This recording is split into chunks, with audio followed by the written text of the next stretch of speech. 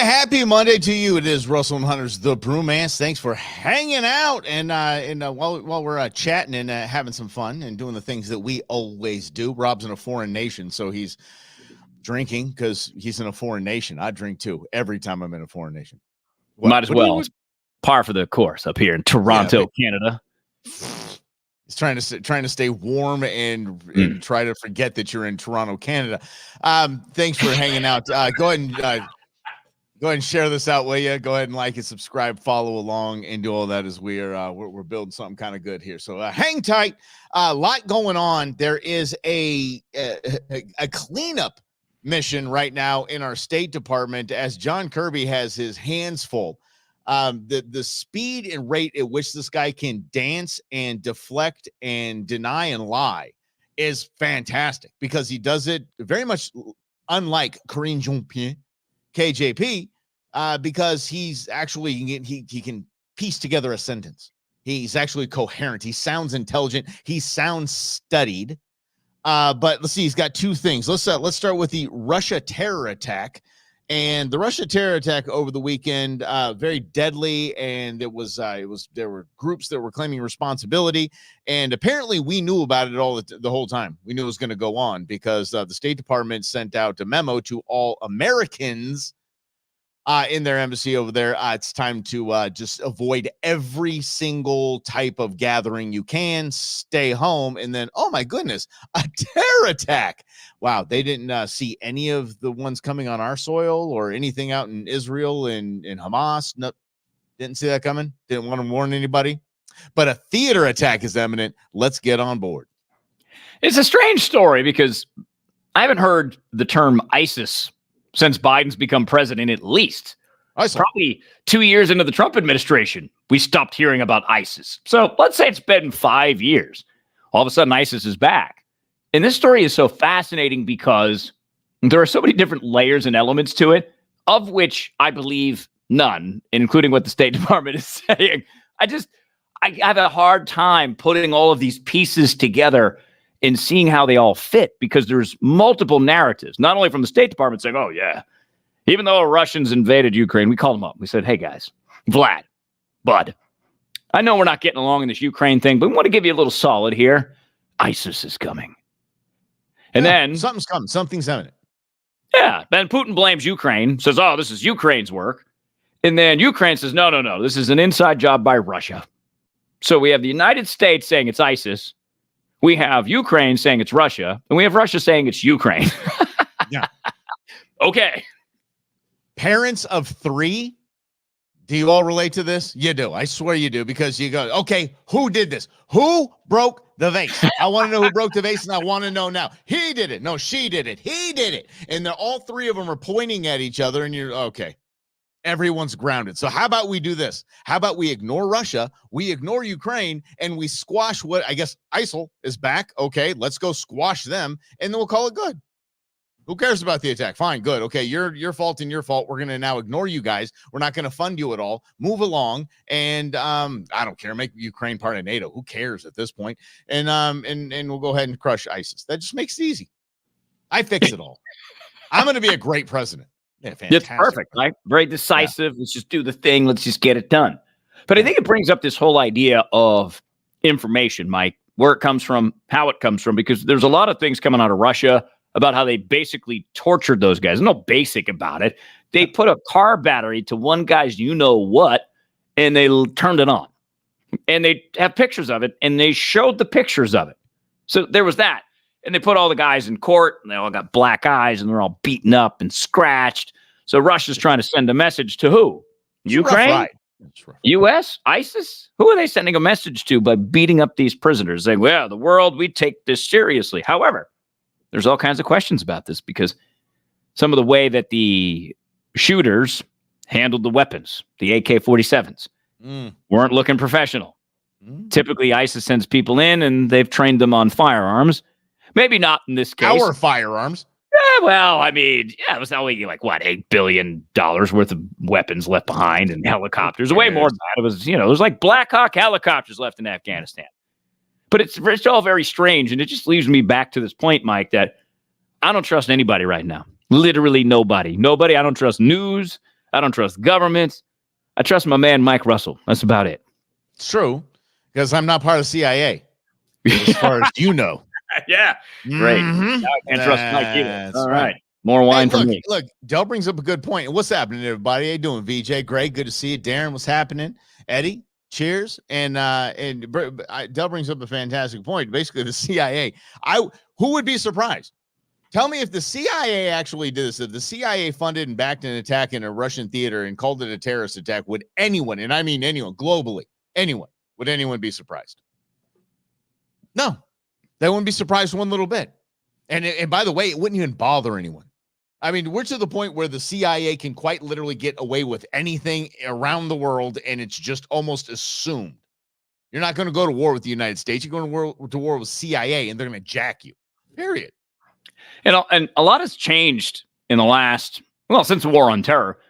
The CIA has so much more autonomy to make decisions about using drones to bomb people than they ever had. Now, typically, that's a military role. Generals, captains, whatever, get to make those calls.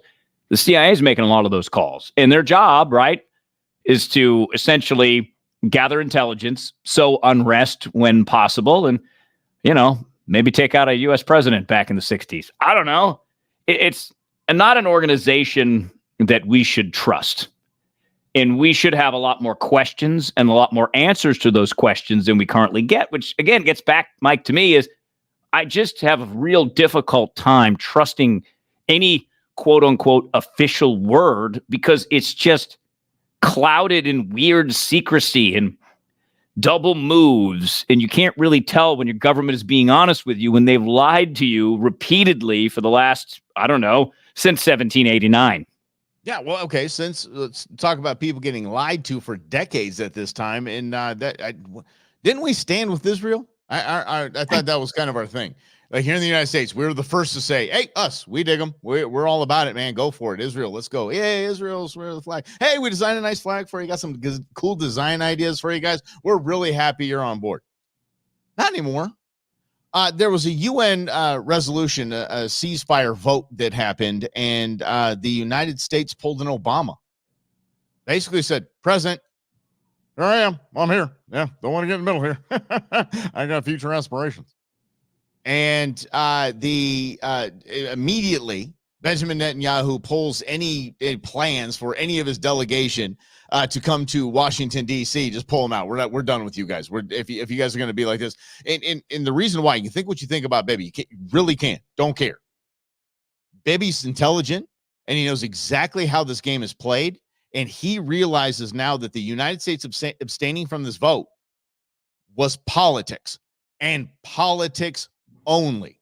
A Trump administration would have been there in force. A Reagan administration would have, hell, a Clinton administration would have been there in force. Said, "Yep, we back them. That's it. That's no way.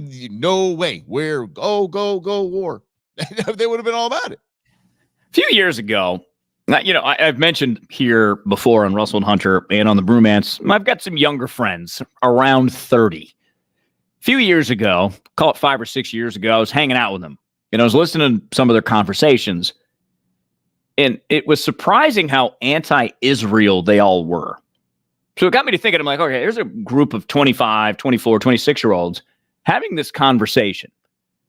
And I thought to myself, what a different belief system than the one that we have, in that the United States and Israel are allies. We're two of the world's only democracies. Israel's surrounded by countries that don't think Israel should exist, so they're constantly on guard. That belief has changed, and it ties into the beliefs about America. And it ties into how younger people have been taught different things about America than we have. So they have a different belief system, not just about the U.S., but about the entire world. Even here in Toronto, where I'm at, Prime Minister Trudeau was at the Toronto Convention Center, where I just happened to be. My wife, Lady Brewmance, was giving a speech there to a conference. And Trudeau's on the other side, on the north side of the building, and there was a bunch of Free Palestine protesters out, young Canadians, voicing their displeasure at Trudeau, Israel. So this is what Mike's point is, right?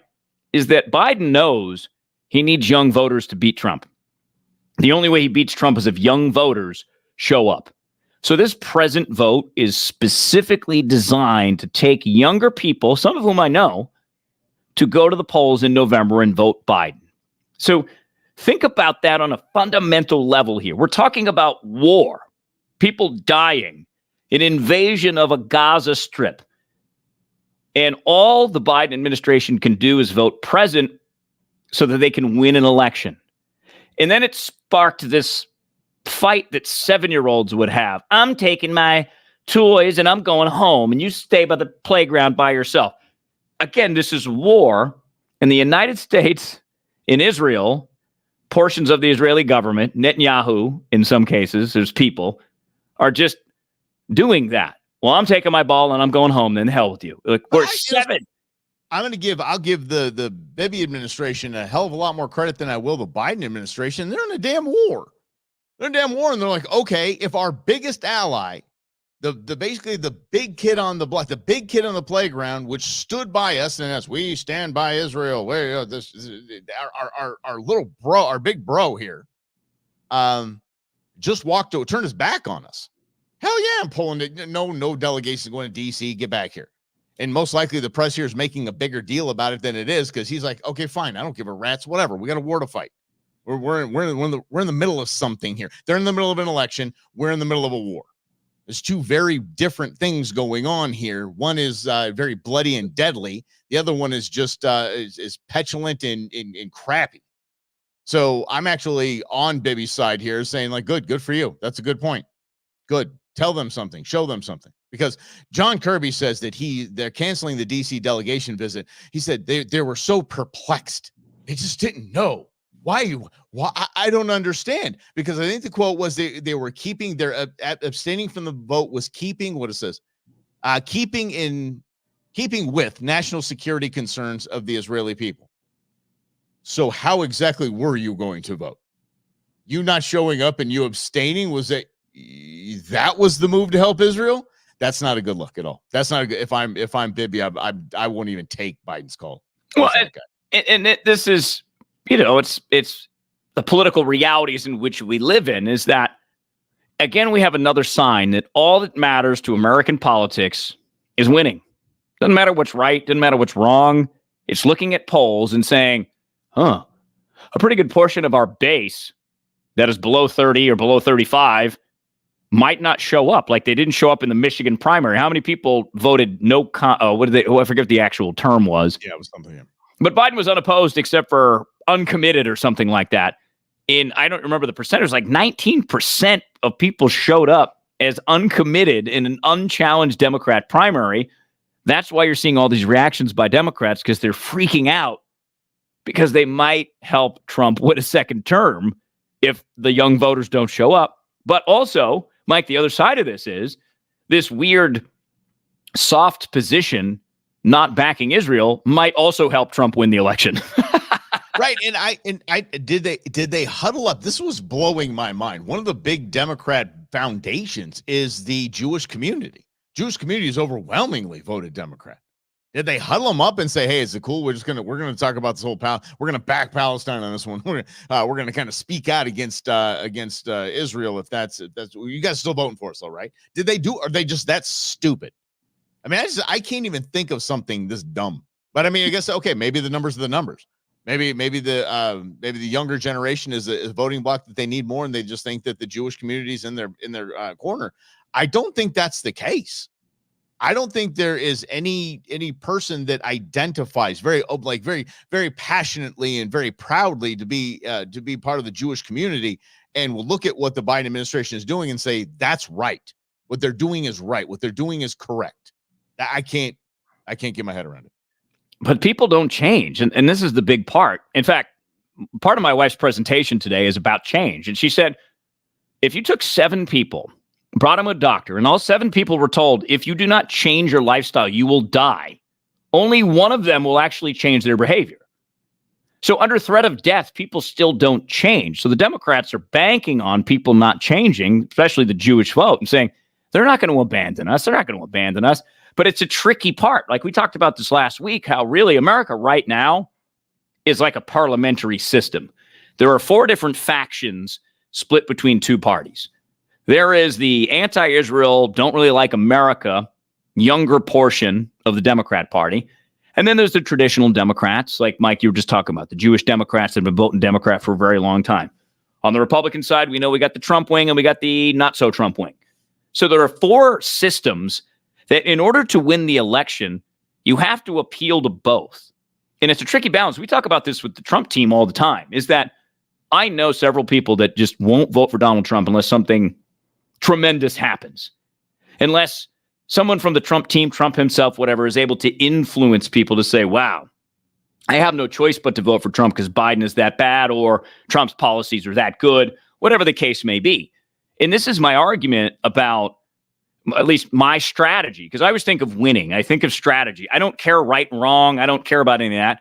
Strategy should be to win, because you can have the greatest policies in the world, but if you can't win elections, those policies are moot. They don't do anything. So in order to try to appeal to both sides of each party, it's very delicate, because let's use the Republican side, right? The Trump side. So you get the Trump fans who are going to vote for Trump all day, every day. And that's fine. But then there's some people that aren't sure. So how do you stay true to your Trump message and still appeal to a broader audience? Because that's what Biden is trying to do in the Biden team, is they're trying to say, okay, what can we do now, knowing that the election is in November? So if we vote present now, will this hurt us in November? Their gamble is obviously not. And their hope is that it signals to young people that they can still vote for old man Biden. It's all strategy. Well, exactly my point. There's a real war. There's real people getting shot, real people dying, real people having a hard time finding bread at this point. And the United States just wants to stay out of it for one reason and one reason alone. That's optics and electoral politics. Mm-hmm. It's frightening at this point. If I were Israel, what's that? I'm going to pour some more wine because of that. Oh, no. Yeah. I might next time we start chatting about something, I'm gonna go grab myself an NA. I'm gonna get really big with you here, buddy. Start drinking some NA beer with you. Oh, get crazy. This is if I were Israel, I would now understand where we are in our relationship as partners, as allies, and we're not where we were a year ago at all. And it has to be so like just a solid punch in the gut for Benjamin Netanyahu and all of Israel, all of the Israelis, to think, okay, our big bro, the United States, the one we stand with, they stand with us. You got to understand, they are basically the beacon of light surrounded by a bunch of just garbage that wants to kill the rest of the world. They are the United States of the Middle East. They are us. They're our people. And we just said, yeah, you're on your own. We got an election over here we got to take care of. Well, but don't worry. We love it. We'll love to host your people when they come to your delegation. Oh, man, state dinner. It's going to be a great time. We have something really exciting planned for us. It's going to be a lot of fun. It's going to be a ton of fun. No, they now know where they are in this relationship, and this relationship's pretty much over. There's going to need some serious couples therapy after this war's over. I'll tell you that. Seriously. Yeah, there's going to be a lot of splaining to do. No, and there's no doubt about that, but that's the tricky thing about politics is Israel gets a lot of money from you, taxpayer money, for all kinds of various reasons. So as long as that money's flowing, the relationship at least has a solid foundation. Now, this Netanyahu knows is politics, but now the question becomes this. Let's go back to the Democrats who vote, or the Jewish people who vote Democrat. This is really up to y'all.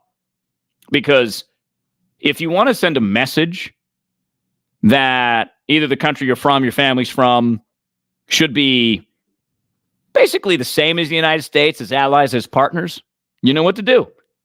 And if you don't care, okay, cool. If you want to play the appeasement game that Biden is, and look, I can understand Netanyahu, just like any president or prime minister, is not above criticism. You could make the case that some of the decisions he's making in this war are not good.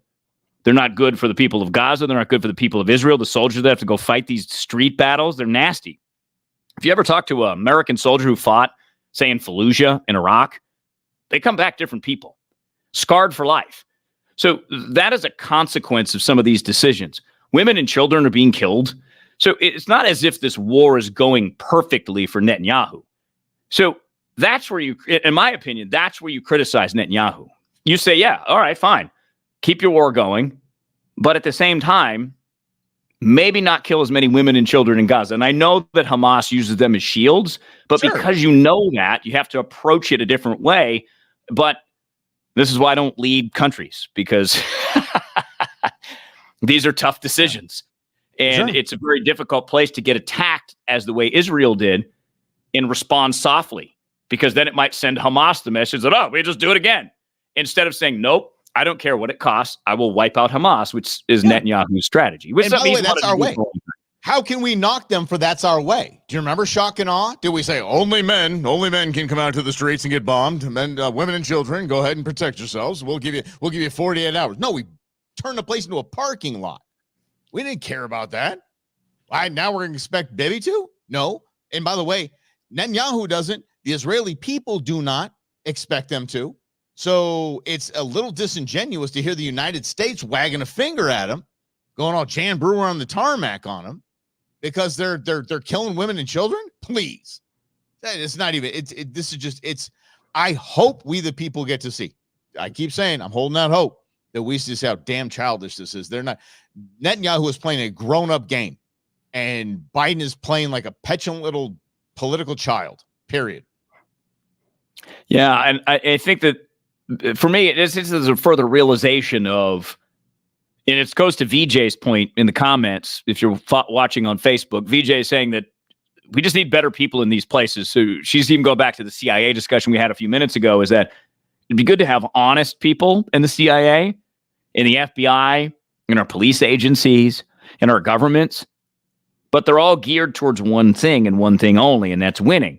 So the bottom line is this: regardless of the criticisms and whether I would fight the war, Netanyahu would, or Mike would, it's Netanyahu's decision. The people of Israel elected him in that position, and they get to make that decision. The same thing that we get to do here.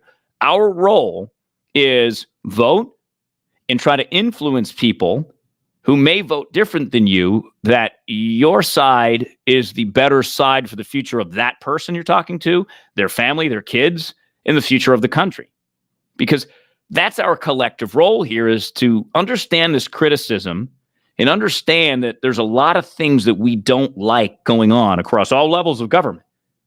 But you got to get the right people in place to be able to put the right people in place. That's what matters. I'll stay on that point, and I'm not disagreeing with Robin, and definitely not disagreeing with you, VJ. Who gets to decide who the good people are and the bad people are in the CIA and the FBI? Because if you're going to task the CIA with weeding out their bad apples, they're going to weed out the ones that actually support and back the Constitution of the United States of America and actually abide by rules of engagement anywhere. Those guys, those guys are bad. We're doing good. We see we're breaking the rules. Yes, we break the rules, but here's the deal: we're doing it for the greater good. I'm one of the good guys. No, you aren't. So it has to be a wholesale clean house. Done. Drain the whole thing to make it happen. And Greg, I think I see what you're getting at here too when you say that, because Benjamin Netanyahu did love him some Donald Trump. And that might be exactly what could play into this too, because he's not a fan of Biden. He's a huge fan of Donald Trump. And that might be playing, even more proving the point that the Biden administration is they're not doing the right thing. They're playing a game of survival. They're just hanging on like, oh my goodness, my approval rating's 38% consistently. I might be able to eke out this election. And this is what's interesting too. This is a side note, Mike. We didn't really plan on this, but we've talked a lot about if and when and how the Democrats are going to replace Biden. This is indicative to me that Biden's not going anywhere. And I was the first one to say they're going to bounce him out because his approval rating's so horrible. But Team Biden thinks he can win. Biden himself thinks he can win.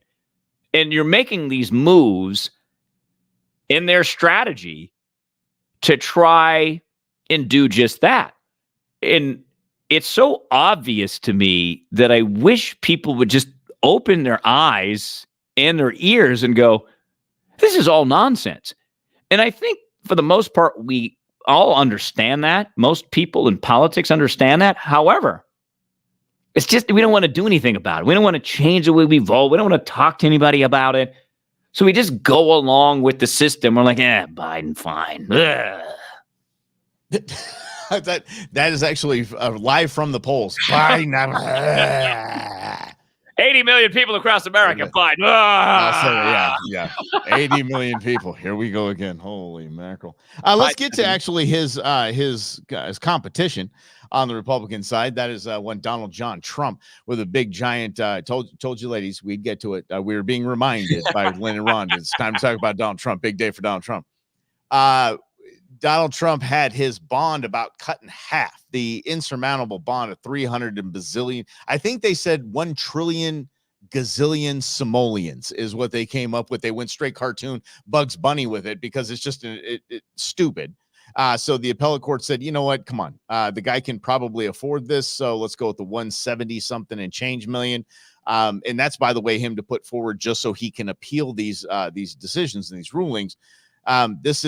This takes Letitia James and just smacks her across the face with a big bag full of money, because Donald Trump today was asked how he's going to pay for this 170 million. He goes, cash, and walked away. And that is just as mic drop G moment as I could possibly imagine. Now, again, you watch Biden going up the little training wheel steps of Air Force One. and then you see in the same thing, Donald Trump saying, I'm going to pay cash. Who do you want to lead the country? That's what I'd say. Yeah, well, and this is fascinating because there was an analysis I read this week about how the media, the mainstream media, and the mainstream media is barely a term anymore in like terms of numbers. It's just a traditional old school media, the television media, the CNNs, MSNBCs, NBC News. Not that many people watch them, but they're state-run media at this point, right? All in the tank for one side. We all get that. But that's where it might backfire, because this analysis talked about 2016 and how the media just couldn't stop talking about Donald Trump because they thought by constantly talking about Donald Trump, people would be like, oh my God, this guy's crazy. Because again, you have to think about the media circles. New York City. New York City is a fabulous place. But in the upper echelons of high society in New York, where the media really wants to be, like Don Lemon wants to be in New York high society, because that's when you've made it in New York high society, you've made it everywhere, baby. So he'll say whatever he can to get inside there. So it's all geared towards, how do people not see how crazy Donald Trump is? No, because we see how obnoxiously condescending you guys are in high society, and we rebel against that. So the same thing that happened in 2016, this columnist warned, could happen again in 2024. And it's going to be because of the media and because of Biden. And they talked about Biden and something he said about Trump recently. And it was like, these are the types of things that Trump was able to capitalize on 2016. Because you're not talking about your vision for the country as Democrats, as Biden. The media is not talking about the future of America. They're just busy calling Donald Trump a dictator. And, this is going to be the court case that's going to get him that $400 million, which is now down to $170 million. Mm-hmm. So you see what happens, right? Mike, you say it so brilliantly all the time. The Democrats, I'll add in the media, always overplay their hands because they think they're smarter than you. They think you'll just do what they say. And all they have to do is open their smart, Harvard-educated, Yale-educated mouths, and you'll go, oh. But the reality is, a vote for Trump is a rebellion against them, against high society, against condescending snobs that sit in the offices and media centers in New York City. But understand, his advertising budget is the same as the last time around. Nothing. He doesn't have to pay a dime. Because he is. He has this win, and if paying $170 million for something that is totally stupid, thinking that Mar-a-Lago's worth $18 million, is it's worth $18 million. Put me in, Mike. Let's go in on it, baby. Seriously, I mean, right now, I will find the money by hook or crook. It will be, and we'll turn that thing for a $200 million profit, and you won't see Russell and Hunter again. Sorry, nope. We love you all, but we gone. Yeah, nope. I have too many hunting ranches to visit. So, and Rob's got too many, I don't know, Parthenons or whatever the heck he wants to go see, all these different things. Yeah. All the things. Mm-hmm. Yeah, all the things. So he has a literal budget of nothing because he doesn't have to. So he gets rid of this case. This is a win. Cut in half this bond. He's going to pay cash for it like a G. And then he's going to go to this really weak case about this hush money with Stormy Daniels, who just happens to be getting appearances on Good Morning America and The View. Oh, surprising, because that's the next trial coming up. So Trump, of course, he doesn't even have to go. He's going to show up just for funsies because he knows that all of the media will be there. They will be, everyone talking about Trump. Trump's going to win. Trump, this is all a witch hunt, greatest witch hunt in history.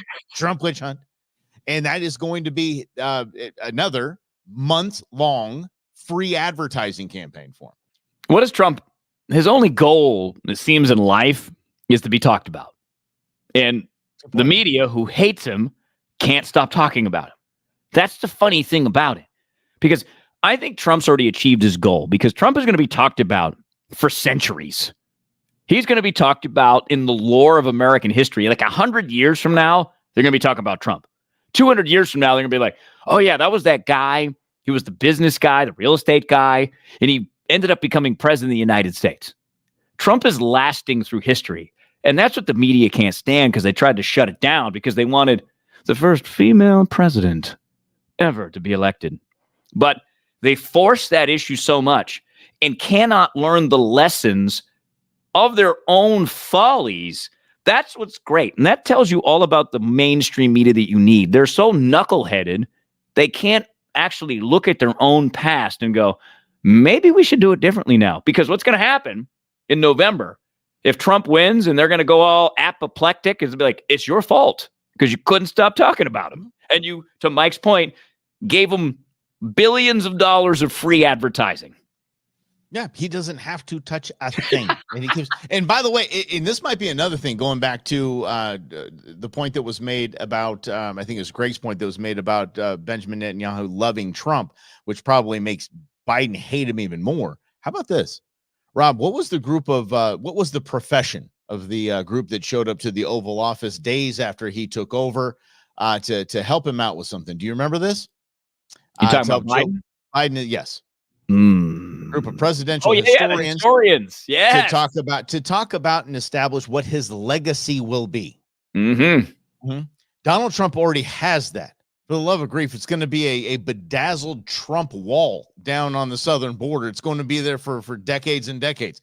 Everything is a Trump legacy. The Trump brand, thanks to the Trump kids, is never going to go away. It is, the name Trump is part of American history, a large part of American history after Daddy becoming the president of the United States, and is going to continue to be. And that has to drive Biden absolutely bonkers, knowing that people will remember Trump over Biden every day of the week for the next bazillion weeks. And what's so also interesting about this, and again, I've got my issues with Trump, I got my issues with Biden, I got issues with everybody, right? But what's so fascinating about Biden is his ego. So everybody talks about Trump, he's got a big ego. Biden's got the same ego. Biden has literally convinced himself he's the only person on the planet that can beat Donald Trump in an election. Not any other Democrat. And there's 180 million Democrats. Not one of them can beat Trump except you. So when it comes to egos too, we also don't talk about him equally, because Biden in his whole life, if you look at Biden's career, has wanted to be Trump, has always tried to say outrageous things so he got media coverage. He said racist things in the 90s about inner cities and violence and midnight basketball and not raping his mother and his daughter, about, talking about black people, brown people. Literally said all those things. But he's not as good as Trump. He's not as popular as Trump. His message doesn't resonate as much as Trump, but his ego's the same. And look, you want to talk about egos? Obviously, Trump has one. I have one. Mike has one. You have one. Whatever. We all have one. Biden does too. And Biden always came across to me as a condescending jerk. Not, oh, he's middle-class Joe. He's a nice guy. No, he just knows how to turn it on when he wants to turn it on because he's a politician.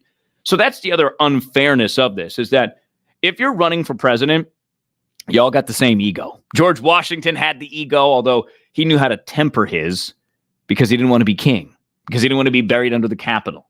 Thomas Jefferson had one. John Adams certainly had one. Donald Trump has one. So does Biden. So we're going to talk about egos and boasting.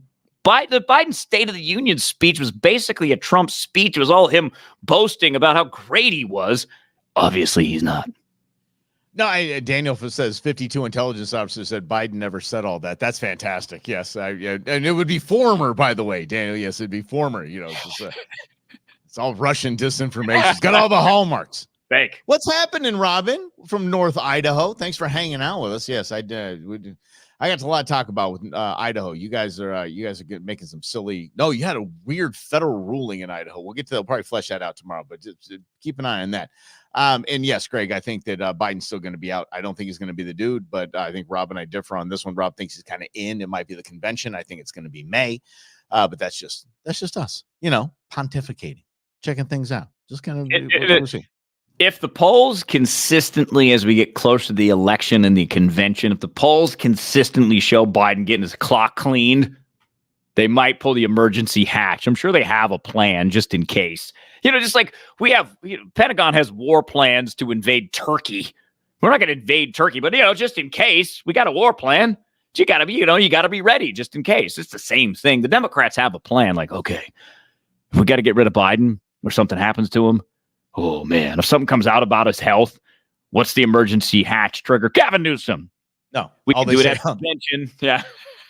All they say is, hey, Hillary, Bill, you remember those top secret documents that Biden had? They were all about the two of you. And he goes away. I'm just saying, it's, some people have been known to not be around after having some juice on the Clintons. Just saying. Mm-hmm. Now, Andrew Huberman, help me out, Rob. Yeah, I think it's Huberman. Huberman. Tee this up, because if you're drinking, I'm going to drink at least non-alcoholics. Hang tight. I'm walking off set right now. I'm going over here. I'll be right back. Mike's going to go be his independent guy. Well, the reason we're bringing this up is this is indicative of our media takedown culture. It works in politics, but it works everywhere. So Dr. Andrew Huberman is one of the most renowned neurologists, I think. I don't know what his official title is, but he knows the brain better than everybody. He's got a huge podcast. He's had huge guests on. He does all kinds of research at Stanford. Well, there's a magazine, the New York Magazine, just came out with a hit piece on this guy, because this is what we do in America.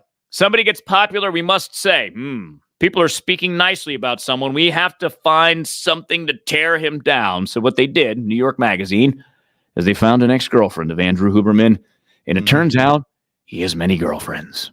Wow. A popular guy who's good looking, who's in shape, who's famous, has multiple girlfriends. Yeah. What a shocking incident. But see, this is what they always try to do. And this is that thing you got to be aware of. It's all garbage. It's all gossip. It's all nonsense. Just to say, see, that guy you trust for your brain health is a womanizer. Yeah, this is the same thing. So CNN is claiming that Biden's campaign and the DNC have a dedicated team of staffers and consultants to try to diminish RFK Jr. So why would we be surprised where just anyone coming up and shows success and maybe he votes for Donald Trump? Oh my goodness. I saw him in a MAGA hat. He must be destroyed. Take him out. What do we got on him, guys? Anybody? All right, let's get everybody together here. What do we got on him? Come on. Give me the good stuff. Give me the good juice. What do you got? Sir, he has multiple girlfriends. Every man. I run with it. What a horrible guy. Oh, horrible human being. Mm-hmm. He's not married. Look, if he's married, fine, different story. Even still, it's life. DNC. Let's talk about Bill Clinton. What multiple rape accusations against Joe Biden? How about let's look at Senator Menendez? For the love of grief, people. All right. Once again, if you have a finger pointed at somebody, you got three pointing back at you. Always. It's just another reminder to be above all that. Even going back to the Israel-Biden fight. We don't have to be children and try to tear each other down. You can be popular and flawed. All of us are flawed. None of us are perfect. And to judge ourselves against perfect standards is just stupid. But it gives us, I don't have to listen to Andrew Huberman anymore because he had 6 girlfriends or 8 girlfriends. What? He did? Makes me want to listen to him more. Because that's that other point about Trump. This is something you have to understand. Controversy creates attention. So when you're trying to manufacture controversy, it sometimes brings more attention to the thing you don't want anyone to have attention to.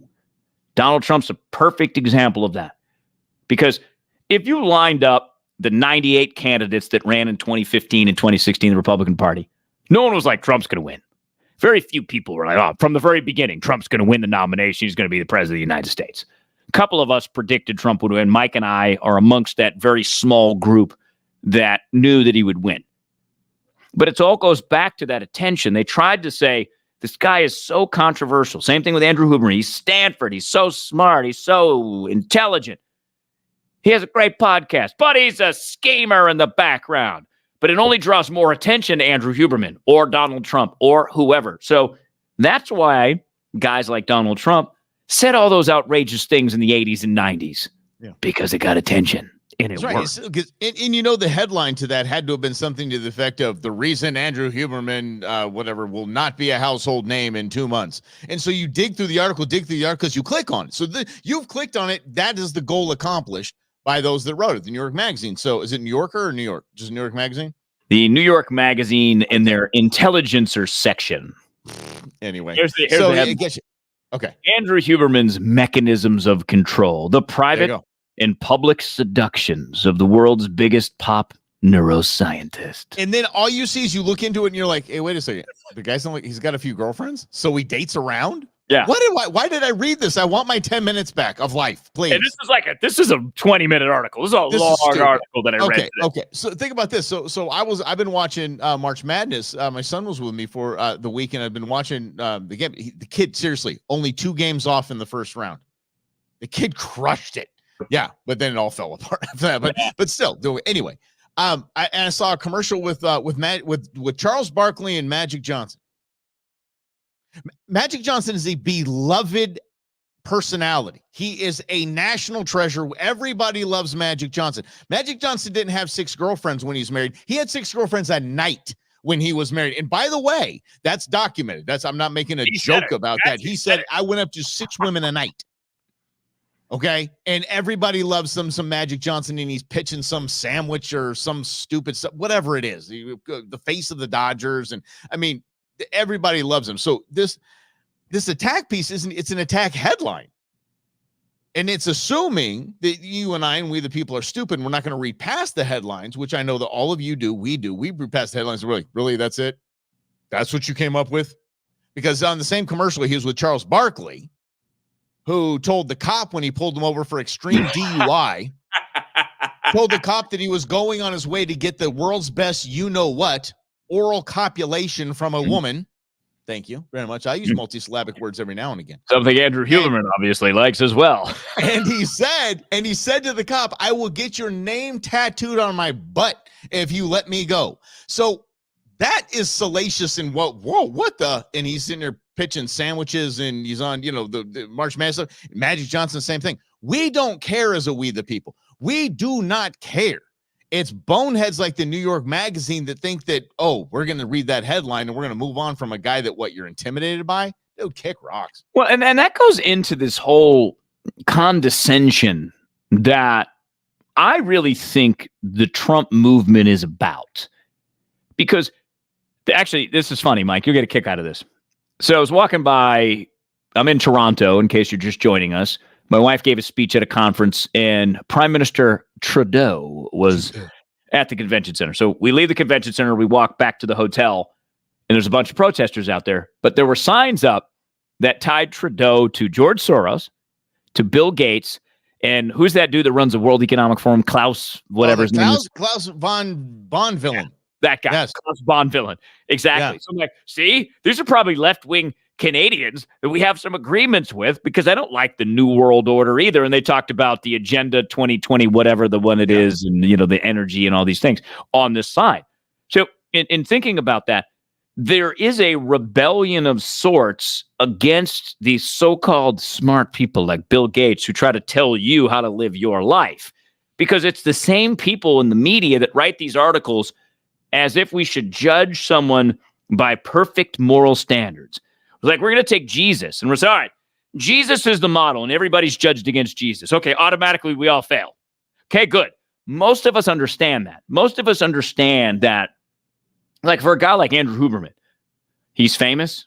Again, he's good looking. He's in shape. Women want to be with him, guys want to be like him kind of guy. Just think when if you know what I'm talking about, just think me. You know, I mean, it's just a guy that we could be twins. We could be twins. His beard's a little longer, but yeah, you could definitely be twins. Totally be twins. I mean, if you think about twins like Danny DeVito and Arnold Schwarzenegger in the movie, yes, we could totally be twins. Yeah. But then there's real life. Most of us have actually lived real life, not this moral judgment life where we cast doubt upon everyone who disagrees with us. We're like, oh, okay, he's famous. He has 6 girlfriends. I'm like, yeah, okay. If I was famous, I might have 6 girlfriends. I mean, I'm not saying me. I'm just saying if I were Andrew Huberman, I might have 6 girlfriends. I'm not married. I'm not tied down. Why not? He's a good-looking guy. I didn't really know a lot about him. So those images, wow, okay. Yep. Yeah. A guy like that with success and some fame, guess what? It's going to get the ladies. Yeah, it's real life. Yeah. Most of us live in the real world, not this obnoxious high tower. Cast doubt upon thee who isn't as smart as me because I went to Yale. And how dare NBC, the National Broadcasting Corporation, how dare they hire Ronald McDonald? I mean, Ronna McDaniel, the former head of the RNC, has been hired by NBC, and the rest of the media, including NBC affiliates, has gone completely apoplectic. It is a joy to watch, and I can't stand Ronald McDonald, Ronna McDaniel. I can't handle her. She's a bozo that absolutely ruined the easiest chip shot of an election we could have possibly had. It was teed up for the Republicans, and she blew it. Choked in the open net, as they say on Wayne and Garth. Ooh. I'm telling you, right? That she did. And now NBC hired her, and the rest, instead of the rest of the media just going, they brought her in. That's funny. NBC's ratings are going to be terrible, which they are. But instead of just going that route and laughing it off, they are clutching their pearls. I think Joe Scarborough said, I truly hope NBC reconsiders their actions. Yeah, Joe, they're waiting for you to tell them what to do, bud. This is that whole point. I like dissent, disagreement. I seek it out on my solo project. Mike's got his Go Show. I've got Equal Matters. I went into Maryvale and Glendale in Phoenix, which is, the poorest section of the state, basically. And I'm like, all right, let's find out about people. Let's talk to a progressive lawmaker. Annalise Ortiz. I like her a lot. I can't lie. Would I vote for her? Probably not. But I like her. She's got some good points. She's got some good policies, ideas that are different than me, but at least she's willing to talk to me about it, right? This is what dictatorships are. Dictatorships, think of a guy like Vladimir Putin. Think of a guy like Joseph Stalin. Think of Kim Jong-un in North Korea. All they do is eliminate any opposition. So if you are a person that refuses to deal with opposition, you're basically Joseph Stalin, is what I'm saying. Okay. Yes. I'm being facetious, but you get my point. The point is, oh my God, another different point of view is going to be on MSNBC. Okay. And it was not even on MSNBC. She was initially, at first I saw it, was McDaniel was going to be hired by MSNBC. No. Then it was, no. It's only NBC. We separated the two. Oh, okay. Thanks for the clarification, because you have a bunch of wimps that cannot handle a different opinion. That's really the challenge of America, is a bunch of wimps. If I'm running MSNBC, and I'm way too intelligent to do so, but if I'm running MSNBC, I would hire her in a heartbeat. She should be lifted up as a hero to the progressive left. She saved them. She saved their bacon. They had the worst track record ever and the worst president in the history of this country, and they still didn't get their tuchus kicked because of this bonehead. I was like, yay, all hail, Ronald. I'm going to call her Ronald McDonald from here. I don't care. I love it. Go for it. By the way, go back to the author who wrote the article about Andrew Huberman, the takedown piece. Graduated from Georgetown University. That's definitely part of the elite club. Yeah.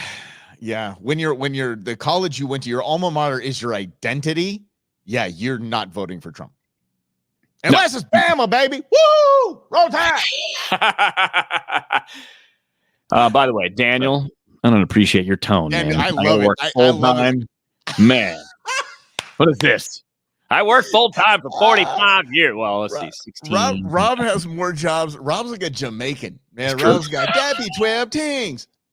Oh man, yeah. Rob has a lot of jobs. Rob does work full time. Yeah, that was actually awesome. That was funny. What Daniel said, if you this says Rob, you need to work full time to afford 6 girlfriends.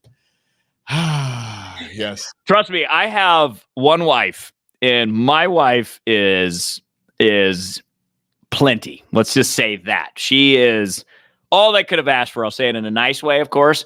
But, that's a full-time job in and of itself. Just saying. Ain't nobody got time for that. And the crowd goes silent. Exactly. I was like, he's in a hotel room right now. I don't know. No. I'll tell you this. Back, like, as I was before I met Amy, I was dating off and on 3 different girls, and it was way too hard. It was very challenging to keep up with schedules and try to hang out with your friends. So I was like, I'm just going to pick the right one and stick to that. So far, so good. I was dating 3 women off and on. Yeah, you're young. You're 19. You think you're cool. That wasn't cool. Okay. Just a pain in the, me and especially around the holidays, you're like, I don't know what to do with myself. I definitely can't afford this. And I was going to say, it didn't last long. It was like a summer. It's like 3 months. It wasn't a big deal. The summer of love. Oh, yeah. Yeah. What's up, ladies? No. Because I'm so smooth, everybody. Very smooth. Right. Yeah. Rob's got, yeah. Mm-hmm. Mm-hmm. Yeah. So Del wanted to know what I was drinking. I'm actually drinking hop tea. I'm actually this is not alcohol, but it's actually pretty fantastic. If you like iced tea, this is iced tea brewed with hops. It's an iced tea IPA, really, is what it is. It's absolutely fantastic. They have 3 versions of it. I love it. It's just a good. What will they think of next? Who makes it? Tripping out. I was driving and I had one. I just took it out there with me. I just put it in the truck. I felt like I was drinking an IPA driving truck. This is the weirdest thing. I was like, this is absolutely a trip. This is not. There's 0 alcohol, 0 calories, and I was like, wow, this is not okay. And the question is, Del, what are you drinking? Because I did see your comment earlier that he wasn't going to wait till 5, but since I started at 4. Although I'm on the East Coast time, so I'm at 7. So No, you started what 1 our time. Actually, I started at 9 a.m. your time. I had a cocktail at lunch. I had a nice. Welcome. It was a vodka limoncello cocktail. It looked interesting. It was too interesting to pass up. It was very tasty. But that was the only one I had until I had my wine. I don't. Sometimes I just and this is the redneck in me. And again, Rob and I have been friends 16 years, and this is who we are. When Rob orders his little vodka martini, Limangelo, lemon squishy thing, and drinks it with the pinky up. Oh yeah, every time he does. I ain't playing. I'm not even making fun of the guy. He truly does. I'm one of those people. No, my question is, he's saying like, okay, so with the vodka and the this and the vermouth and the this, and I'm like, what do you got on tap? That's really what IPAs you got on tap? That's the redneck he's been hanging out with for. So I always make fun of him for his drink. They did actually. You'll be proud of me though. So yesterday we decided to drive from Toronto to Niagara Falls, about an hour and 20-minute drive. I had my selection of vehicles to pick. Dodge Ram, baby. I drove a pickup truck through. It was awesome. I loved it. I was like, I could drive a truck. Mike Russell would be so proud of me right now. I am. I have that visual. You did that one promo with the F-150 a hot minute ago. Oh, that was so you drove to Vegas in one, right? Yeah. Mm-hmm. Yeah, man. Ain't nothing wrong with that.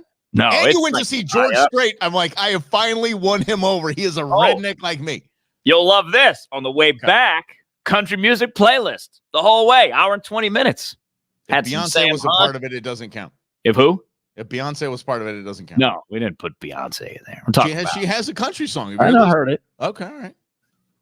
And do you know what it is? Dude, check it out. If you look up the Canadian, you're up in Canada, they'll know. The cartoon turtle, Franklin. It's the theme song. Really? Not kidding. Da-da-da-da.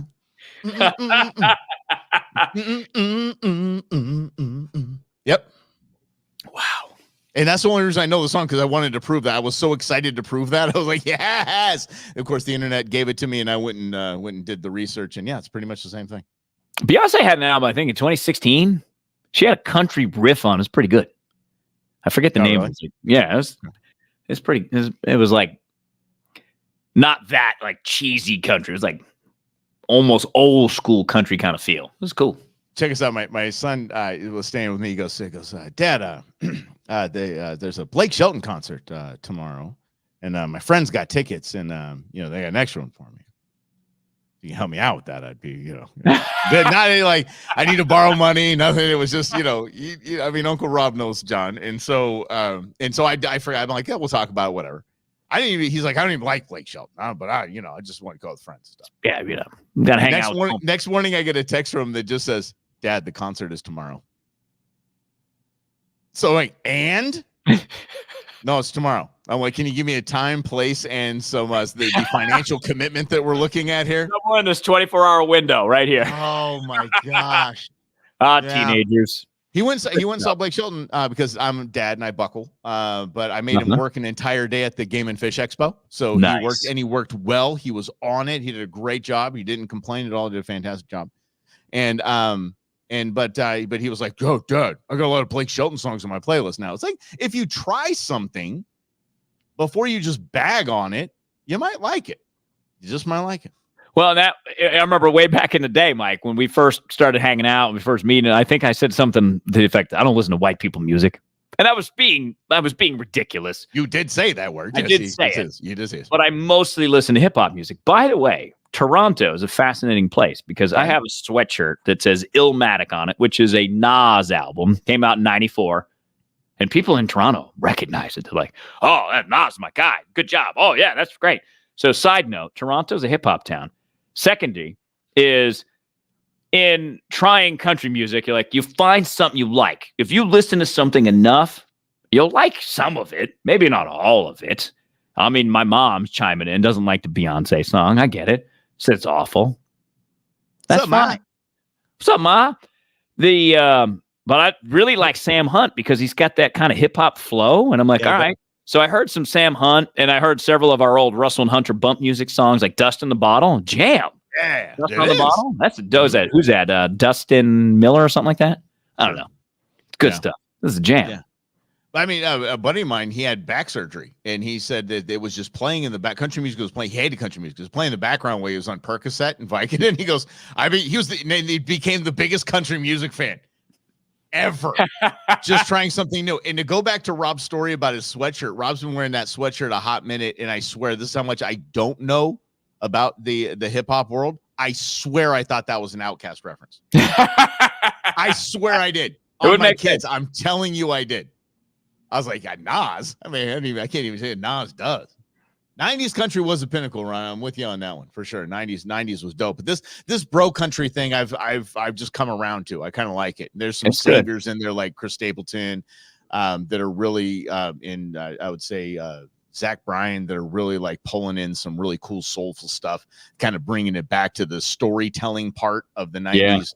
Country music scene. So I think that's what it's missed. It's gone from Hey Girl and Lifted Trucks hopefully back to the I'm telling a story of the whole thing. Luke Combs can write a song too. That man, man can write. Right. Again, that's right. Yeah, for sure. Mm-hmm. And a good hunter too. He's a hunter as well.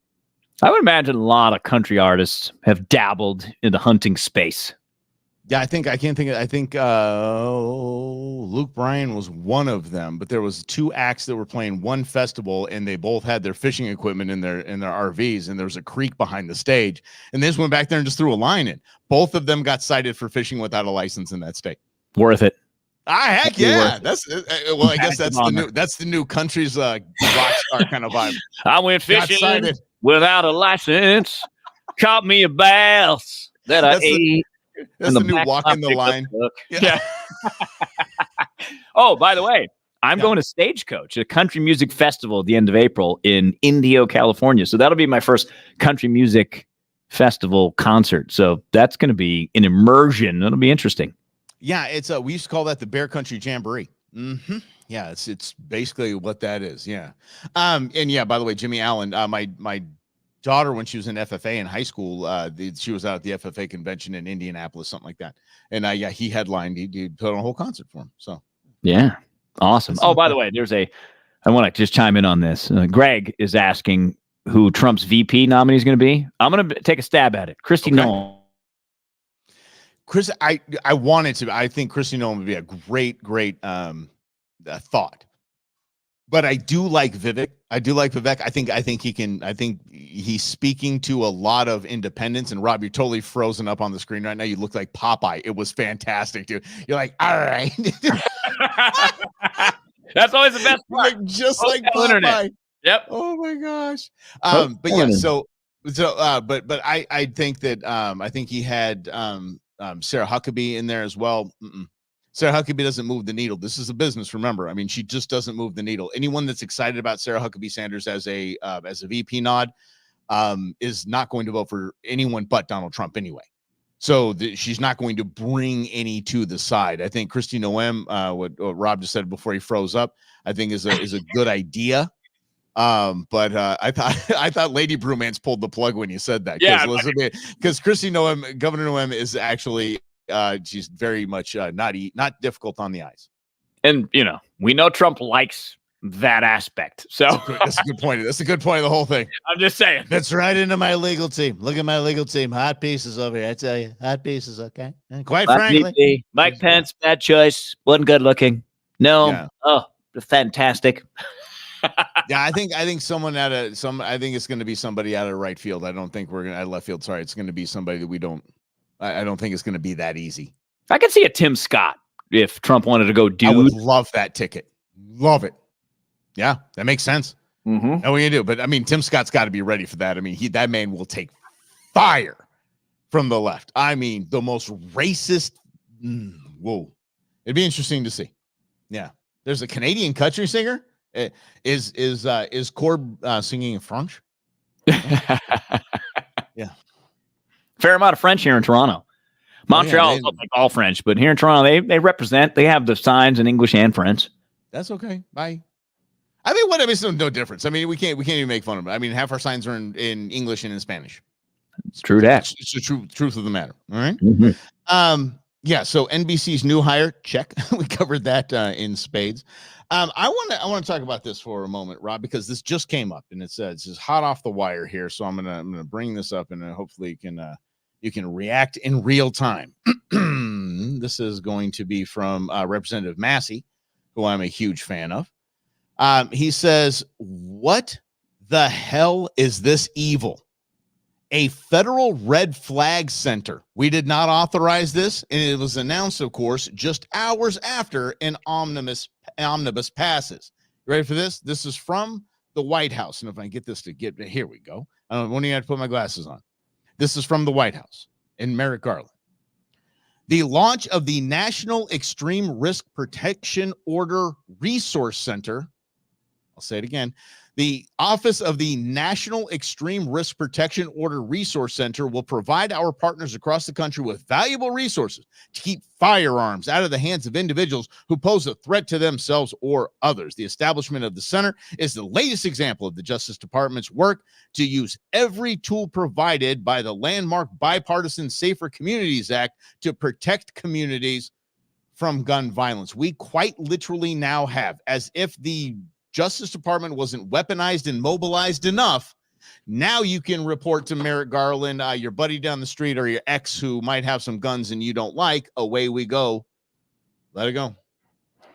So Mike and I have talked about this at length too, is the strategies that are anti-2A. The strategies that conservatives used for Roe versus Wade. Because this was Roe versus Wade getting overturned was a process that began in the 80s under Reagan. They started gathering and finding friendly state legislatures to push advances in limits on abortion. And they would do it and it would get turned down by a court and they would do it and get turned by a court. But then they started to change the tactics, right? Because you got to figure out the right tactic, the right wiggle room that you have. And some of it was you go from viability at 22 weeks or 24 weeks, whatever the Roe versus Wade standard was, and you drop it to 15 or 6 weeks in some cases. And some of those challenges start winning and eventually ends up in the Supreme Court. This is the long game. And this is, we talked about this, I think, last week too, Mike. The news media loves to distract us with these day-to-day things. The long game here is to try to whittle down the Second Amendment the way that abortion was whittled down, at least federally. That's the goal here. So the Biden administration is playing a role in that, again, thinking politics, thinking young people, thinking gun violence, appealing to them. While there's other court cases that are going to be worked out. We mentioned Illinois before because Illinois passed a rifle ban. Doesn't seem legal to me, but Illinois wants to challenge it because it's a Democrat-friendly state. So the same strategy that the right used on Roe versus Wade is what the Democrats are going to use on 2A. This, what Mike just said, just being a part of it. Because part of it is to try to influence public opinion that guns are bad, okay? And that we don't want to have them. And here's the challenge that we as gun owners are up against. There's less of us than there used to be 20 years ago. There's more, we own more guns collectively, but less of us as a country own guns. I think only like 30% of the country owns guns, maybe it's 40%. But amongst it, we all own like 9 guns. We're well armed. Yes, we are. But the public opinion is swaying, which is why when there's mass shootings, Democrats always come out and talk about guns and getting rid of guns and taking guns out of the hands of dangerous people, because that's where it starts. That's how you shift public opinion. And when you shift public opinion, you get to shift perhaps legislatures. You get to shift perhaps court cases because you get to win more elections. You appoint more judges that will say no to guns. Say, yeah, the founders really didn't mean you should have a rifle. No, that's all they had was rifles. Granted, you can only shoot one time at a thing, but still, all they had, most of what they had was rifles. Yeah, that's right. Here's the deal. I mean, I just saw Eric Church's, who said this? Eric Church hates guns there by VJ. Actually, Eric Church is a gun owner. Eric Church is probably one of the best guys that I could want to talk to about these types of things. And Rob knows that I know how to play the game on bringing people to the Second Amendment side, is because if he owns a gun and he's buying into this media narrative that gun control is okay, all right, that's someone we need to have a discussion with. We shouldn't dismiss him and say, oh, he hates guns, because it's, he's a firearm owner. So if you're a firearm owner, okay, step one's there. We already have commonality. Okay, so let's chat. And if you're going to say, let's get rid of all guns without getting rid of yours, then you're just a hypocrite. And I'm already winning this argument. I'm already on top of this. And so people like Eric Church, I think, especially if you reach that level of stardom, you're surrounded by people that just do nothing but agree with you. People do not disagree with you. They don't challenge you. So if you have this thought that seems childish, he comes by it honestly because he's told that he's right all the time. Like, he's told he's right. No one challenges him. But I would. I say, Eric, let's sit down. Let's have a drink. I'd love to talk to you about this thing and talk about what you're hearing on the media and what's reality and what's not. And I think that's a good opportunity. So VJ, I wasn't bagging at you. It's just the way. It's just a good opportunity to say, you know what? If we have that little ounce of commonality, man, we can have one hell of a discussion. And that, Mike, you and I did that, right? Because I came from Massachusetts. Not that I was anti-gun. I was just gun ignorant. Never around guns, never saw a gun unless it was on a cop. And I was like, I used to tell the story about, I grew up in this town called Hanson, Massachusetts. And down this weird street, Elm Street, sounds very Friday the 13th. Fantastic. Was the Hanson Rod and Gun Club. And occasionally you drive down Elm Street looking for Jason or Freddie or whatever. And you hear these pop, pop, pops. You're like, who goes and shoot guns for fun? And now I own 4. Yes. Hey, my just doing so. Complete. I have like a couple more that I want to get. I'm gonna have like one in each category. But that's how Mike influenced me. It took years. Like, we'd talk about it, we'd drink some beers, we'd talk about it, and he says, "Why don't you come shooting with me?" Because at that point, I'd only been shooting one time in my life, and I did enjoy the shooting that I did. And this is how crazy Rob Hunter is. So when I was living in New Orleans, I had just gotten a job down there. I get a call from this guy, and he says, "Hey, you never shot a gun before, huh?" "No." "You want to go shoot a gun?" "Yeah, all right, cool." So I get in a strange guy's car, and we drive somewhere close to the Mississippi border, and we go shoot guns. Like you do. That's how people end up on the back of milk cartons, dude. That is my man. Up. Casewell took care of me, man. It was all good. If somebody asks, because so many of you know us, you know us well. We're not, Rob and I never fake any of this. This is who we are. These are our opinions, and we admit wrongs. We are wrong. We're mostly right, okay? Every time we're mostly right. We're just always batting 1,000. We've batted pretty much 1,000 during the pandemic, though, to our credit. We did. But we are who we are. And so if people ask me, because they know Rob's a quirky dude and I'm a quirky redneck. And so when people I had somebody come in. I was in a sport coat and jeans and really nice boots. And a guy came up to me one time. He goes, "You're the most non-outdoorsy outdoorsman I've ever known in my life." And I didn't really know how to take that. But if anyone asked me how to like just kind of sum Rob up and like just kind of like the kind of the eccentricities, I tell that story because I can't even fathom somebody calling me up, a random person on the radio, and I'm like, all right, I'll go shoot guns with you. I would everyone would know where I was. I would, for the first time in my life, I'd go on Facebook and I'd mark myself as safe or something. I'd like flag myself so everyone knows that I'm still okay. Well, especially, and you know me, I'm not a super safe dude, but I didn't know way in hell I'd do that. Yeah, people get weird about politics. So yeah, I probably shouldn't have done it. But I went to Mexico in 2007. We did an undercover trip along the border. And we went into El Sasabe, Mexico. And at one point, we get surrounded by the Mexican military. They start rolling 3 Humvees. And I'm just sitting in the back of the Jeep like, all right, I might die. Cool. I might go to jail. I don't know. It's been a fun ride. Yeah, it's been a fun ride. I'm 29 years old or whatever. Oh, my God. But it was cool. Like, it's an interesting part of life. I do crazy things. Like Mike knows, like we talked about this too. I would love to cover a war. I'm stupid. But, the fact that I'm married and have a house and I actually like my life keeps me from that. And I couldn't figure out how to get iHeart to pay for me to go to Ukraine. Yeah, and I'm gonna call a bunch of crap on that because the whole like, oh, I got a wife, I got a house. Dude, you acting like I don't know you. Yeah. The second somebody, I don't care if it was even MSNBC, I don't care. I don't care if it was any just crazy out there publication. They tapped Rob on the shoulder and said, you are our new Gaza correspondent. He's like, I'm gone. See ya. Out. Be back in a year. Mm-hmm. Yeah. Don't give me that. Oh, now that I get it. Please. That's true. You gone. I'm a little crazy. You're gone. And speaking of true, Elon Musk getting into to some hot water again as he's been the savior of the First Amendment in the United States Constitution of late. Like I always say, with you can hate the NRA. You can hate everything that all the decisions they made, Wayne LaPierre, all that stuff. Give me all those reasons why NRA, blah, blah, blah. They're not getting any more of my money, yada, yada, yada. Quite literally, the only organization standing between your Second Amendment rights and the government that wants to take it away. Period. End of story. They're the only ones. That's why I'm a lifetime member. Don't care what Wayne LaPierre did. He's gone. They're rebuilding. But I'm saying they're it.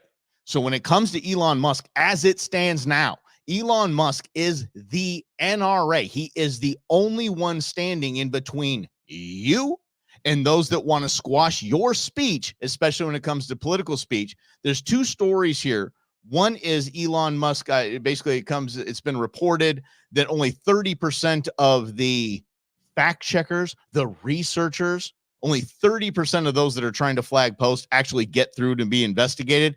Good. By the way, on Twitter, X, whatever, you have the ability to not follow and follow somebody. You don't have to see anything that you don't want to see. You can be your own fact checker. You can build your own bubble. If you like, that's totally okay. I don't need fact checkers to protect me. I don't. Like that picture of Taylor Swift holding a Trump 1 flag. Obviously, that was doctored. It was a joke. It was a meme. But it had to be, this has been independently fact checked. Who cares? Stop it. Good job, Elon. Keep it up. Well, and common sense, or you don't. And that's basically it. So that is another reason to not need to rely on somebody else to give you what you think or know is true, right? And I think that's empowering to me to understand that I'm in control. MSNBC doesn't control my thoughts, my emotions. I do. CNN doesn't. So whatever they say, I'm like, whatever. Because I know what their game is. I know that they're desperate to maintain their presence, but also the real sinister part of this, though, is coming back to this high-level elitism where people have convinced themselves that they're smarter than you and they know how to live better than you, and they want to engineer life so that you fit into this system. That's all part of what is really happening in many different ways, but you're in control of you still, all the time. So until that happens, you still have control of you. And I think that, Mike, to your point, is until they take it away, you still have your right to free speech. Until they take it away, you still have your right to own a firearm. And even then, you still have your right to speak freely. You just have to be real careful about who you speak freely to or who you show your firearm to, because that's all part of it. You have more power than they want you to believe. You are as free in your mind as you want to be. Reuben Carter, the Hurricane. I love this. This is a guy that was wrongly imprisoned for 3 murders, went to jail for 19 years. But he said, you know what? I don't care. Not that he didn't care, he cared. But he says, they cannot take away my mind, and I will not let them take away my mind. He didn't wear his prison uniform. He didn't have, because they allow certain things in prison, where if you're a guy and you're lonely, you can look at some stuff. He was like, I'm not doing that. I'm not partaking in any of this stuff. He did it his own way. That is admirable, and we can all do that. So that's really cool. I do want to go back to something, though, because Daniel has a very enticing offer for you, Mike. Oh, wait, what? I missed that. I was actually going on VJ's advice, and I looked at Eric Church's wife. You're right, buddy. Oh, okay. You're right. Just same. I just wanted to see what you look like. Is that a Andrew Huberman thumbs up or an Andrew Huberman? No, Andrew Huberman would be all about that. Okay, just check. Yeah, all about that. 100%. So here's what Daniel says. First of all, he did ask what the name of my solo show is. My mom answered. Mom, good looking out. It's called Equal Matters. Mike's solo show is called The Go Show. True. And that ties in. He says, come on, Mike, you won't go with me to Southwest Colorado and hunt trophy elk? My family owns 5,000 acres. Be there in a minute, bud. See? Just have to ask the right question. And when you ask the right question, you get the right answer. You said something about 5,000. Rob, quiet. You said something about 5,000 acres. Yes, actually, I would go on that. I would pull a straight Rob Hunter, and I would definitely be on that. I'm gonna go, and I'm gonna bring my microphone to just record things. Dude, that looked like a 9 when you put that. Okay, all right, now a little focus. I know we're gonna get flagged, bro. This is a microphone, YouTube. This is a microphone, Facebook. Came up strapped, and thanks. Like I could bring my gun to Toronto. Yeah, right. Rhonda, thank you for doing that, helping out with the YouTube algorithm. I appreciate you. You share that out and work it out. Yes. So yes, I would take that in a heartbeat. So, but anyway, I'm a big fan of that. And now we have Instagram. Instagram is now allowing you to turn on and off or select what kind of political thought you would like to hear. This is further dividing the country, the algorithm doing even more nefarious things. This is Mark Zuckerberg at his finest as Meta owns Instagram. This is a tough one. This is a really tough one to see because it's veiled enough to make me look crazy if I say that's him squashing conservative speech, because it just says no. I just want to just my political. I want to see political stuff. I don't. It's just I'm just being the nice guy. I am Mark Zuckerberg. Yeah, just being the nice guy, the nice robot, and it's not. It is what it is, and we know what it is. But it's a solid move because it's not flagrant. Yeah, because it's his platform. He can do with it what he wants. There's no such thing as free speech. There's no constitution when it comes to Facebook, when it comes to Instagram. That's a dictatorship, and he proves it every time. Yet here we are, still on the platform, right? Because he knows at the end of the day, we're not leaving the platforms. So he gets to do what he wants and manipulate what he wants. Because it's an information system that is not tied into the United States and our freedoms. So those are the rules, and that's obviously how it's going to be. So now what? What do we do about this? Now you can go in on your Instagram and you can turn that off, as basically every conservative commentator that I saw over the last week or so was telling you to do, because I can't miss out on my content because I have 150,000 followers or 100 million followers, and you need to see my stuff. So there's a self-motivation in this too, because if you're making a living on someone else's platform and they change the policy, which they can do at any time, your way of making a living is impacted. And that's why it's incredibly, you have to be careful with putting all your eggs in one basket. Let's get to President López Obrador. Mexico. The president of Mexico. There's a reason I like him. I don't believe in the man. I wouldn't follow the man. I don't trust the man at all. I believe he's in the pocket of the cartels, and I'm not a fan by any stretch, except for one thing. And Uncle Rob can back me on this because he knows that I taught my children to talk trash. So if somebody has their MO is just a good burn, I love it, and I have to respect that. So the president of Mexico sitting down with 60 Minutes over the weekend, and just basically came with it. He said, we don't have the drug consumption that you have here in the United States because we don't have the problem of the disintegration of the family. Dang. Basically just took American values and just took a bat to its knees. Just said, oh, you guys preach American values. What's that? Family values? Come on. You guys said the reason why you have a drug problem, there's no families in the United States. Dang. I'm telling you. That's it. That guy brings this up. So he also said this. Oh, my goodness sakes. When he was asked about Speaker Johnson saying that Lopez Obrador will do basically whatever we say on immigration, he responded, "We're not a colony." Oh, my Lord. Just coming with it. Look, I mean, I love how he punks Biden. I just dig hearing the guy speak. It's kind of like Bernie Sanders. There's going to be something funny in there every now and again, and I don't believe the guy or back the guy in any way, shape, fashion, or form. But this guy, he also did this. This was a funny last thing I'll bring up. He said, you would not be able to buy inexpensive cars if the border is closed. I can't buy an inexpensive car when the border's wide open. There's no such thing as an inexpensive car anymore. Look, if you're going to come over, sailed, bro. Bring some free cars for us. We'll let you in. We just need cars. That's all. Mike needs a new truck. I mean, his baby's getting a little old. Oh, almost 200,000. Dang. I know. Let's go, though. I'm good. Falcon's just riding right along. Oh, yeah. And Lord knows I drive a lot less than when we were at iHeart, so I'm good. That's true. Mm-hmm. Yeah. $800 a month in gas. Something to be said for working from home. Hi, Doc, I'm telling you. In traffic. Oh, man. Yeah. Hey, and Ron, thank you for staying over there on Facebook as well. She's doing double duty. Love it. She's helping us up in every way. But can we get back to this? I don't know how we totally got sidetracked by this. I brought up Lopez Obrador. The Office of Red Flags. The red flag laws are something. Rob brought up a fantastic point about the long game, and this is part of the long game.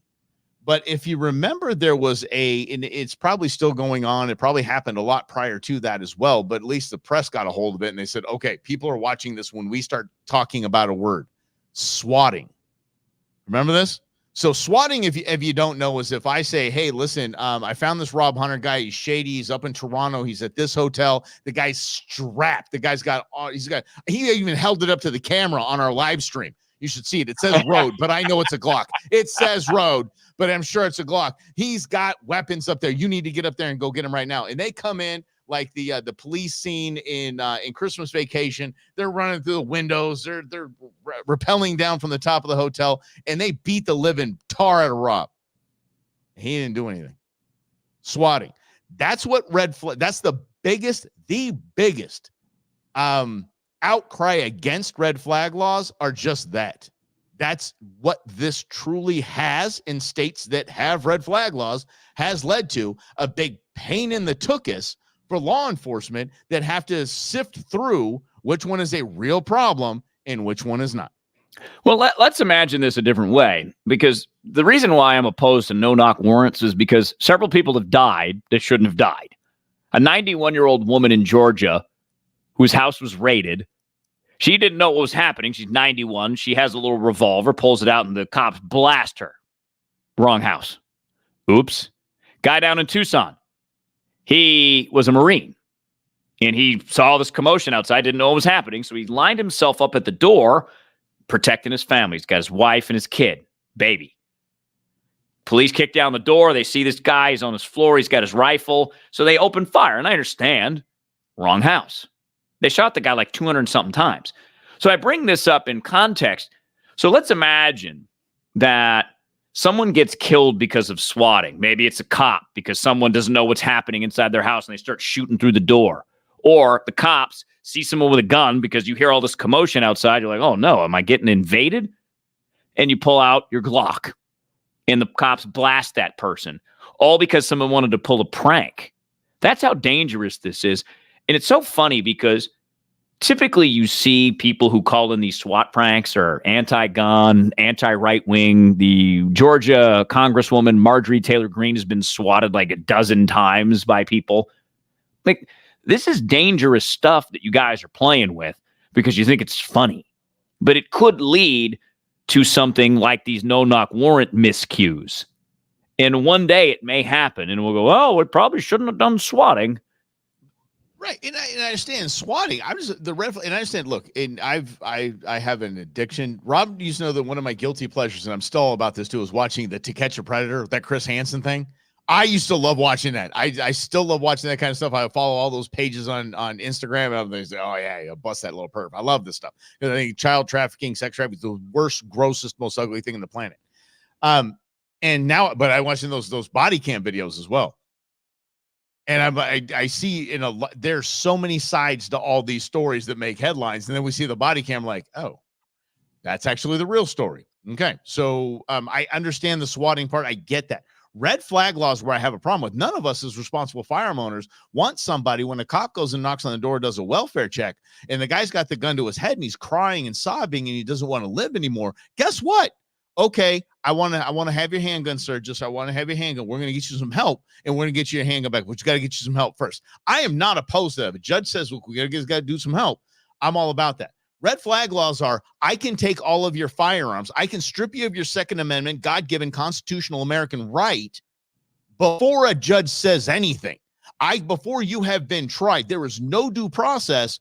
I now cannot protect me and my family or participate in shooting sports, recreation, whatever it is, hunting, doesn't matter, because somebody said that I was a danger to myself. I'm not having that in any way.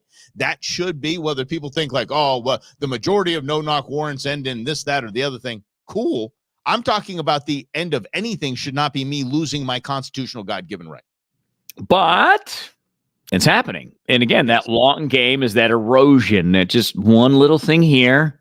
And if that's okayed by a court, then, the next thing gets okayed by a court. So Mike is right about that in that sense that these are very important issues, complex, but slippery slopes, right? And like we've seen with the no-knock warrants, the accidents, something like that's going to happen with the red flag law at some point too, where, oh no, it was just a prank and someone didn't like Mike Russell's political opinion.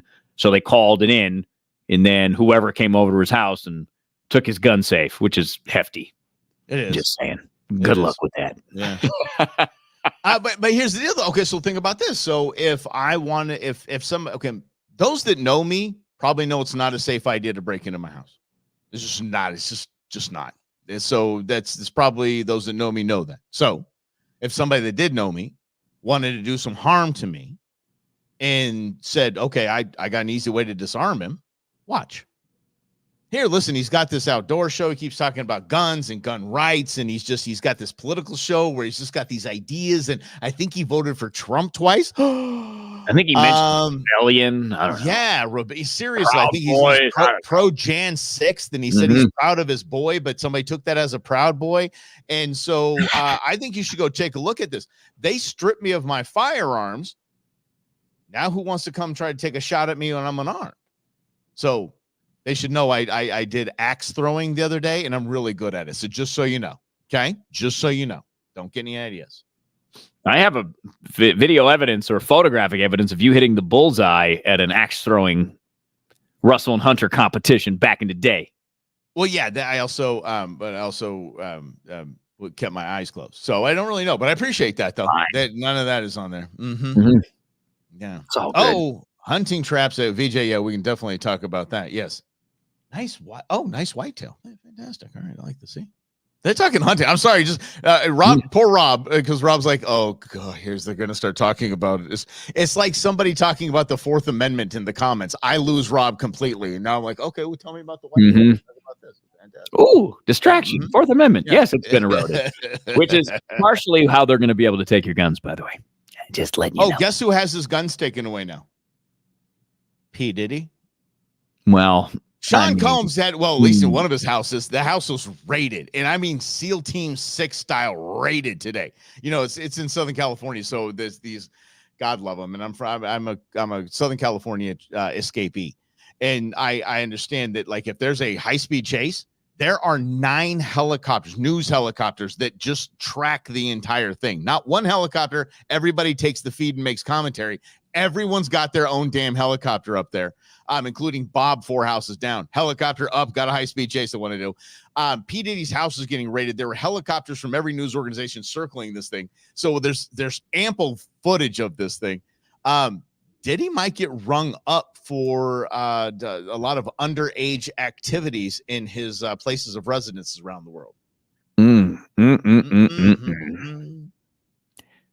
Yeah, you think about surprises. I didn't see that one coming. Although if it was a few months ago, my brother was telling me about some of the things that he heard through whatever about P. Diddy and related to this. Like he's the new Epstein. And I'm like, what? And he showed me the story. I'm like, what? No, I'm like, yeah, they're never going to go after him. Oh, well, at least they're investigating. We'll see where it goes from here. We'll see what kind of connections P. Diddy has to the Clinton administration to make a lot of these things go away. Rhonda, hold on a second. Rhonda, you know the two of us. That's like on Easter Sunday saying he is risen. We get it. Come on, of course. Yes, we're with you, Rhonda, 100% on that. We are with you. We are not fans of the Patriot Act by any stretch of the imagination. So yes, you are correct. The Fourth Amendment erosion is, we knew where that started. Yeah, actually not. By the way, I was outspoken about that in 2001 as a young talk show host, warning of the Fourth Amendment erosion because I'm a nerd. Mm-hmm. And Dell, by the way, P. Diddy did. He had to have ticked somebody off. He had to have. I mean, he was running. Those circles were big. I don't know which article you read, which article Rob read, but I mean, those circles that they were talking about, the names they're throwing out there, he had to have ticked someone. Normally, you just get away with that in that world. That's just something it's done. As sick as it is, but this is big to have this. They didn't just go knock on there and just hand a card to his daughter who owns the house, releases on the deed, says here have dad give us a call, kind of thing. It was there were people being backed out of the house at gunpoint to the head with their hands, walking backwards. This is some serious, and they were all focused on this garage. It was something big's going to come out of this, or it's just another distraction because hey, we passed an omnibus. Mm-hmm. Mm-hmm. By the way, that Republicans aren't doing so hot because they need Democrats to get things done. So this is really a Democrat forwarded agenda that Republicans are pushing. It's very defeating. I'll just say that. Where's the leadership? And there's a group of people that, may have a point. The government spending too much money. I get all that. But you don't influence people by kicking and screaming and yelling and hollering. You do the influencing in the cloakroom or wherever you talk to people in the Congress. That's where you influence people. Because it doesn't appear to me they're trying to influence people. It appears to me they're trying to raise money for their reelection campaigns, and it appears to be working. So instead of Republicans getting policies in place that will actually help reduce spending, they're actually helping Democrats get more of their agenda passed. It just seems like a bad strategy to me, but what do I know? Again, we're getting outplayed. We just keep saying that over and over and over and over and again for the last 3 years. We are getting outplayed, period. Democrats are playing hardball, and we're just like, you know what? I just think, man, they're really good. Look at them keep outplaying us. Wow, yeah, something's definitely got to change. And yes, we knew you knew us, Rhonda. We knew you knew us. How about this? I guess we can wrap it up on kind of a fun story, especially if you're not a Dodgers fan, like I am. Shohei Ohtani. Shohei Ohtani is the second coming, apparently, of any baseball player you could possibly imagine in the Hall of Fame. Everyone loves some Shohei. And Dodgers spent $700 million on Shohei Ohtani. 10-year contract, $700 million. But they're paying him in like 2040 or something. It's so bizarre. Great move. It's the Bobby Bonilla package. So the Shohei Ohtani thing, by the way, is taking like $2 million a year for 10 years so they can keep bringing in high-paid players. So anyway, so that he's basically sports, any outside of the Dodger sphere, he's public enemy number one. Everybody hates him from Shohei.